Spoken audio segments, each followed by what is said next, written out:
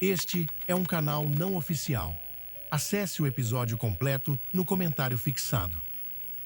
Sério. E ele me mandou um textão, né? E dizendo que se sentiu mal com minha postagem, pedi desculpa a ele. Cara, minha intenção não é te fazer se sentir mal. É não romantizar a obesidade.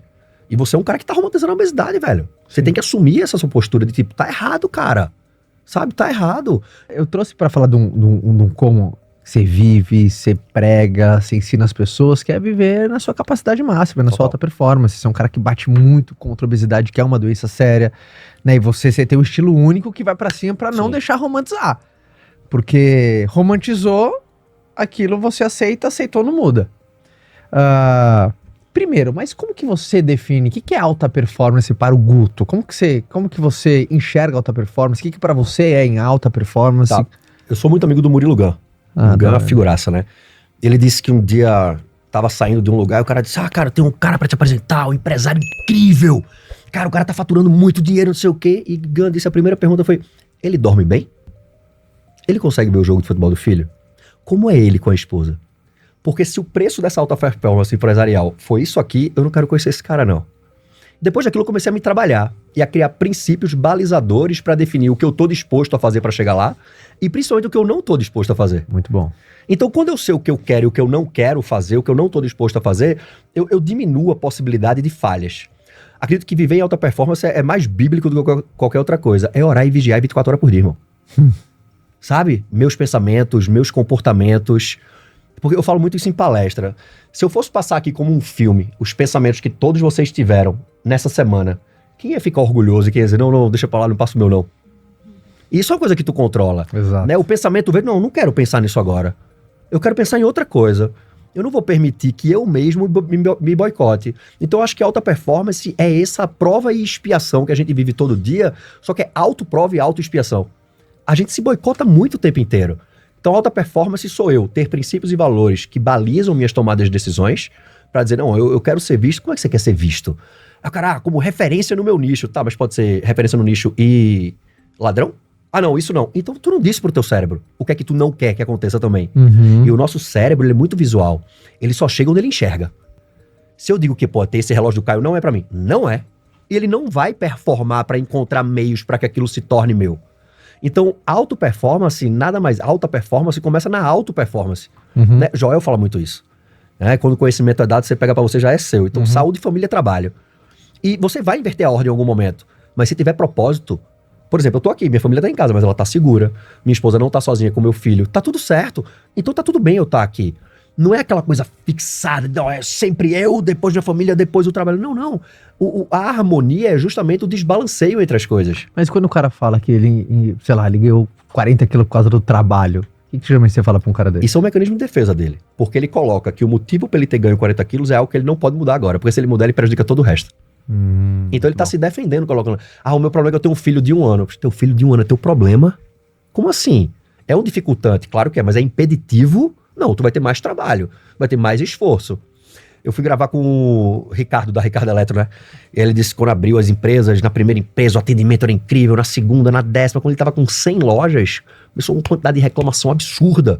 E ele não sabia o que fazer. E durante um churrasco, o amigo dele disse, eu sei o que fazer. Isso aqui, vende 99, fica com uma.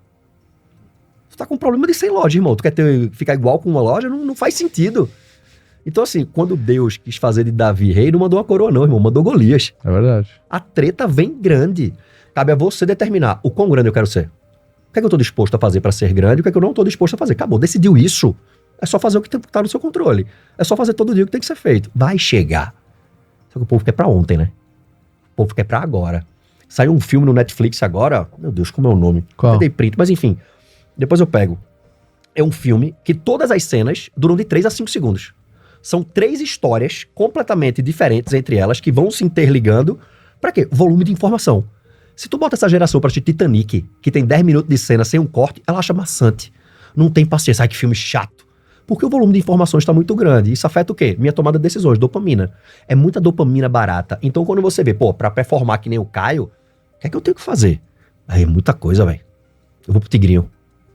E aí vai. Sempre pro fácil. Sempre pro mais tranquilo. E aí tem gente que diz, não, eu sou contra a Bet. Tudo bem, mas porque você talvez esteja num posicionamento financeiro hoje que tá de boa. E se tivesse quebrado, tu ainda seria contra? Ou tu aceitaria? Se esse cara aceitasse nessa nova condição, ele não tem certeza de quem ele é, de quais são os princípios e valores dele. Faz sentido? Verdade. Tem um filme maravilhoso chamado Rexall, que é Até o Último Homem, que passa uma batalha da Segunda Guerra Mundial dos Estados Unidos contra o Japão. E é um filme muito bacana, e tem uma cena nesse filme que é muito irada. Ele é um adorador não, né? A religião dele é aquele sétimo dia adventista, algo assim. Sim, adventista sétimo dia. Adventista sétimo dia. Então ele não pega em armas, ele não mata, ele quer ir como médico pra guerra. Aí ele é espancado, ele é humilhado, dizendo que é um absurdo, ele vai ser o elo fraco da companhia dele. A esposa dele coloca ele em xeque sobre aquilo, tipo, você tá preso por causa disso, é só pegar numa arma, pega, ele é errado. E o que mais chama atenção em mim é que no meio da guerra, tudo rolando, 2 semanas lá no meio da trincheira, um amigo dele faz, aí pega a ração do exército, ele olha e faz, eu não como carne. Não é que eu não como carne quando eu tô domingo em casa e tem um monte de... Eu não como carne. Quem é você, velho, de verdade, que não muda independente da situação? Isso é princípio e valor No meio da guerra. No meio da guerra, velho, com fome, na loucura. Não, eu não como carne, porque eu não como, velho, sou eu. Isso aqui sou eu. Então, quando você tem isso muito bem definido, você quebra uma das principais crenças que tem na sociedade hoje, que é a crença de identidade. Se eu não sei quem eu sou de verdade, quem tá tomando as decisões sou eu? Ou são as outras pessoas que jogaram pra mim alguma coisa? Eu vi você até fazendo um repost, não sei de quem era. Acho que alguém tá fazendo algum desafio com o Cariani, que ele falou que ele tem medo de emagrecer e perder amigo. Perder seguidor. Cara, isso é muito sério. E aí ele me mandou um textão, né? E dizendo que se sentiu mal com minha postagem, pedi desculpa a ele. Cara, minha intenção não é te fazer se sentir mal. É não romantizar a obesidade. E você é um cara que tá romantizando a obesidade, velho. Você tem que assumir essa sua postura de tipo, tá errado, cara. Sabe, tá errado. Então, até onde vale isso que eu tô tendo aqui? Qual é o preço que eu tô pagando? Qual é o preço da minha hombridade? Qual é o preço da minha lealdade? E geralmente as pessoas que fazem isso não são más pessoas. São pessoas que não têm princípios e valores que determinam quem ela vai ser. Ou o que ela vai deixar de fazer. Quando eu gravei com o Bola e o Carioca, eu perguntei pro Bola, o teu apelido já te impediu em algum momento de querer fazer um processo de emagrecimento porque tu ia perder o teu branding? Ele fez várias vezes. Eu fiz, ó que louco. Não foi tu que se deu esse apelido. Nossa. Cara... Como invade a nossa identidade, né, cara? Ele virou uma coisa que disseram que ele era e ele começou a viver de acordo com aquilo. Isso é louco. Isso é uma crença de identidade muito forte. E crença de identidade, quando vem, qualquer opinião que venha dos outros, tu pega pra tu. Né? Eu lembro quando eu mudei pra Jurerê. Nossa, e outra, bom isso. essas crenças e essas opiniões contrárias não vem de gente que te odeia, não. Vem de quem te ama. Quando eu mudei pra Jurerê, saí de Recife pra Jurerê, era personal trainer, comecei a ganhar dinheiro na internet. Aí, novo rico, né? Aluguei uma mansão, comprei um carro fora, tal. Fui lá e quando minha mãe entrou na casa, ela olhou assim e disse, meu filho, uma casa desse tamanho pra você e 2 cachorros é necessário. Mas o que ela tava dizendo foi, isso é muito pra você. Sim. Ela tava me dizendo isso, mas tá tudo bem. Ela tava me dizendo isso com carinho, com amor, dizendo, meu filho, isso é muito pra você. Mas de acordo com a visão dela. E eu olho, pondero e digo, mãe, te amo, mas é muito pouco pra mim. Pra onde eu vou chegar. E eu te entendo tu não enxergar isso. Hoje em dia ela enxerga. Então, as pessoas, elas não querem ter o mal. Grande parte dos amigos que nós temos hoje, talvez eles estejam falando coisas que isso aí não é pra você, tu tá maluco ao fazer isso? Mas a gente tem que saber tomar a decisão. E decisão, a palavra que vem do grego, significa cisão, corte. Se eu convivo com um cara que diz o tempo inteiro que todo negócio que eu invento é loucura, eu não quero esse cara perto de mim, Caio. É verdade. Entende? Porque se eu tenho crença de identidade e ele joga isso pra mim, eu vou criar uma outra crença, que é de capacidade. Cara, eu não sei se eu dou conta disso. Eu não sei se eu dou conta. E agora, velho? Merecimento, a mesma coisa. É louco isso. Eu tava no FMS, do Mama Brito, Fight Music Show. Eu, Pedro Sobral, Rose é meu sócio, o Wendel Carvalho. Uma gente boa pra caramba, né, maravilhoso, cara? velho. Clemilda, então, meu Deus do céu. Boa, cara, tem que trazer Clemilda aqui pra como você fez isso. É. Pô, a mulher andava com chinelo, com prego amarrado no chinelo e construía anel dente, velho. É diferente, bilionária. É outro nível de parada, sabe? E a gente tava no FMS, e aí não era num lugar tão bacana, a gente tava num camarote assim, mas pra ir ao banheiro, saía assim, né? Aí o Wendel e Rose, jiu-jitsu, mas pra ir no banheiro eu tiro o reloginho, né? 2 frouxos. Aí, pode cancelar, tô nem aí. E aí, Guto, tu vai ao banheiro, vou não. Aí tirava o relógio e deixava comigo. Quando eu olhei no meu colo, tinha 2 milhões de reais de relógio e eu não tinha nenhum. Aquilo me constrangeu. Eles não me constrangeram, porque ninguém é capaz de te constranger. Tu se constrange contigo mesmo. E eu disse, meu irmão, a próxima vez que eu encontrar com esses caras, eu vou estar com o relógio, velho. E aí, naquele momento, eu tive uma crença de merecimento quebrada. E tipo, vou atrás dessa porra. Vou ter. De lá pra cá foi o Rolex, esse aqui, e vai indo. E vai evoluindo, porque eu me permiti aquilo ali. Eu disse, meu irmão, eu mereço, velho. Por que eu não mereço? Né? Eu posso ir atrás, dá pra fazer, velho. Senso de merecimento é uma coisa que como ele segura e como as pessoas não conseguem identificar quando o freio de mão tá puxado, né? Quanta gente não consegue. Por exemplo, quanta gente que olha lá um shape bacana e fala, pô, será que eu mereço um corpo desse? Ou será que eu mereço uma grana dessa? Ou será que eu mereço uma casa dessa, né? E o merecimento, pra mim, é o ponto de partida. Se não acredita que merece, cara, você não vai ter a constância necessária. Você não vai ter, acho que os gatilhos, né? A boa sorte, fala aí, já leu a boa sorte? Cara, é muito bom. É. Merlin e os cavaleiros da Tábua Redonda estavam sentados e Merlin disse, ó, uma novidade boa pra vocês. Vai nascer no bosque da Floresta Encantada, um bosque muito longínquo, o trevo de 4 folhas da sorte infinita. Mas eu não sei aonde vai nascer. E o bosque é muito grande. Metade dos cavaleiros já desistiu ali. Trabalho da porra. E a outra metade foi. Quando chegou lá, disse, mas vai nascer aonde? E aí metade ficou, será que Merlin não tá mentindo? Desistiu. E ficaram 2 caras. Um deles disse, peraí. E aí veio um dos princípios de ética, né? Humildade intelectual. Um dos princípios do sucesso, né? Perguntar o que não sabe. É humildade intelectual. Eu não sei fazer isso. Como é que eu faço isso aqui? Como é que você fez isso? Sim.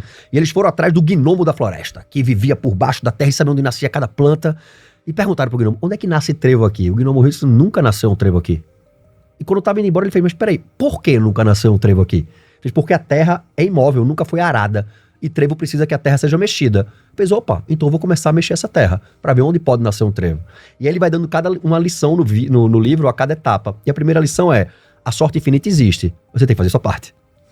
Tem que arar a terra. Tem que fazer sua etapa, tem que arar a terra. Depois tem que buscar água, depois tem que fazer alguma coisa. Aí quando chega lá, ela fala, pô, tu é sortudo, hein, velho? Mas não sabe o rolê que a gente já passou, irmão. É verdade. Sabe? De dormir dentro do... Eu dava aula de personal, 5 da manhã, meio-dia eu tinha que escolher. Ou eu estudava, ou eu comia, ou eu treinava, ou eu descansava um pouquinho, eu tinha que escolher. Cada dia eu fazia uma coisa. Pra dar aula até 10 horas da noite, e aquilo começou a me incomodar.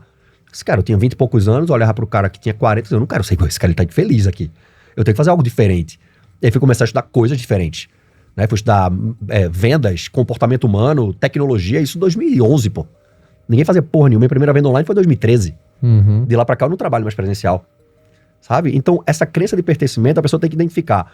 Que fase da crença eu tô? É de identidade? 99% tá. Capacidade ou de merecimento? Porque a crença de capacidade nada mais do que criação de metas, né? Uhum.